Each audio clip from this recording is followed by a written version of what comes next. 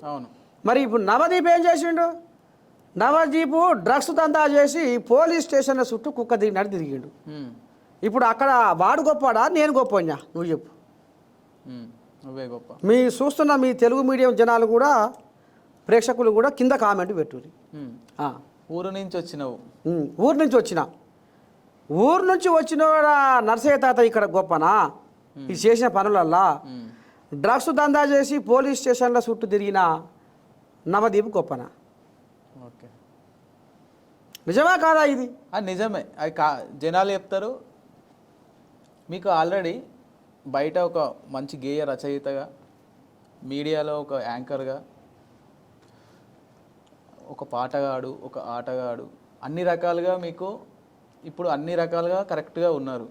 So మీరు ఇవన్నీ వదిలిపెట్టి ఒక 100 రోజులు బిగ్ బాస్కి ఎందుకు వెళ్దాం అనుకున్నారు? నాలో అన్ని కళలు ఉన్నాయి. ఒక పాట బిగ్ బాస్ వేదిక ద్వారా అయ్యో నా పాట ఒక ప్రాణాన్ని బతికించింది. అవును. ఇంకా ఎంతోమందికి నా పాట చేరువైతే ఎంతోమందికి పుణ్యం చేసి ఉన్నయితా. ఈ పాటతోటి ఇంకెంతోమంది జీవితాలు ఇదవుతాయి. ఇంకెంతోమంది మనోధైర్యాన్ని కలిగిస్తుంది. ఇంకెంతోమందికి నా పాట భరోసా కలిగిస్తుంది.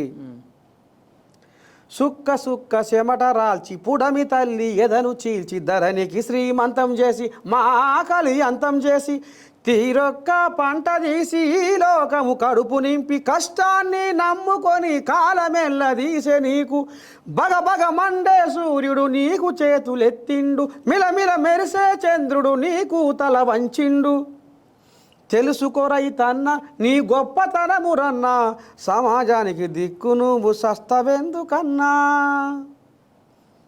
అరే రైతన్న నువ్వు జావకు బిడ్డ, నువ్వు ధైర్యం తెచ్చుకో బిడ్డ అని చెప్పుడు ఎట్టుంటుంది, ఈ పాట పాడితే ఆయనకు ఎట్టుంటుంది. అంటే కొద్దిగానైనా మార్పు అనేది అనిపిస్తలేదా? అరే ఇంతనా రైతన్న అంటే అబ్బా అమ్మ మేము తక్కువలో ఏం కాదు రైతు అంటే అమ్మ మాకంటే మగవాడు ఎవర్రా అనే ధైర్యం వస్తుంది.